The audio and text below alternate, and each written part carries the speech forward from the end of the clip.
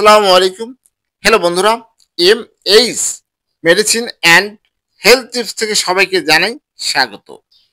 Saline বানানো ও খাওয়ানোর ক্ষেত্রে যে ভুলগুলো করবেন না। ১. কম বেশি পানিতে স্যালাইন বানানো।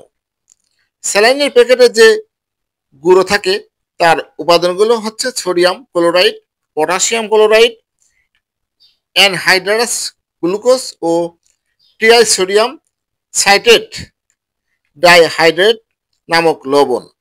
স্যালাইনের প্যাকেটে এই উপাদানগুলো এমনভাবে থাকে যা আমাদের শরীরে ঘনত্বের সাথে মিলে যায়। একে আইসটনিক দ্রবণ বলে। এর ফলে শরীরের পানি শূন্যতা পূরণ হয়। অল্প পানিতে বেশি ঘন করে স্যালাইন বানালে তা হাইপারটনিক হয়ে যাবে, অর্থাৎ স্যালাইনের ঘনত্ব শরীরের ভিতরের তরলের ঘনত্বের চেয়ে বেশি হয়ে যাবে। এই ঘন স্যালাইন খেলে কোষের ভিতরে পানি সমতার জন্য কোষের বাইরে চলে আসবে।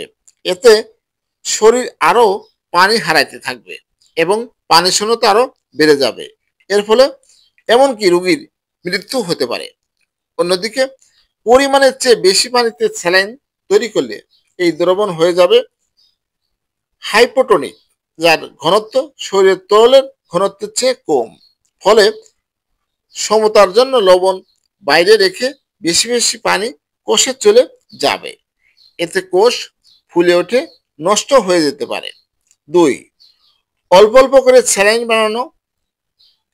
এক প্যাকেটের পুরোটা দিয়ে স্যালাইন বানিয়ে 12 ঘন্টা পর্যন্ত খাওয়ানো যায়। 12 ঘন্টা পেরিয়ে গেলে অবশিষ্ট স্যালাইন ফেলে দিতে হবে।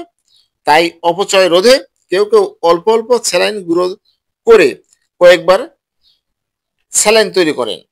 এটাও ভুল পদ্ধতি, কারণ এভাবে আগেভাগে স্যালাইন বানালে গুঁড়ো ও পানির অনুপাত ঠিক থাকবে না। এতে উপকার বদলে ক্ষতির আশঙ্কা বেশি থাকে। ৩. বেশি বেশি স্যালাইন খাওয়া। অনেকে দেখা যায় একটু ঘামলে বা কাজ করলে ক্লান্ত হলেই স্যালাইন খেয়ে নিন। দিনে ২-৩ প্যাকেট স্যালাইনও অনেকেই খেতে দেখা যায়। অতিরিক্ত স্যালাইন খেলে রক্তে বাড়তি সোডিয়াম ক্লোরাইড মিশিয়ে ইলেকট্রোলাইট ভারসাম্যহীনতা তৈরি করতে পারে। রক্তে লবণের পরিমাণ বেড়ে হাই ব্লাড প্রেশারের সমস্যা বাড়িয়ে দিতে পারে। ৪. ঠান্ডা বা গরম পানিতে স্যালাইন বানানো। খাবার স্যালাইন বানাতে হবে পক্ষপাত তাপমাত্রায় পানি দিয়ে। ঠান্ডা বা গরম পানি দিয়ে স্যালাইন বানানো যাবে না। বানানোর পর ঠান্ডা বা গরমও করা যাবে না। ৫. বিধি মোতাবেক স্যালাইন না খাওয়া। কত বছর বয়সে কতটুকু স্যালাইন খাওয়ানো যাবে তা স্যালাইনের প্যাকেটে লেখা থাকে। এছাড়া আরও কিছু সতর্কতা উল্লেখ থাকে। প্যাকেটে বর্ণিত বিধি মেনে স্যালাইন খাওয়াটাই সবচেয়ে নিরাপদ। হ্যালো বন্ধুরা, আপনাদের জানানোর চেষ্টা করেছি।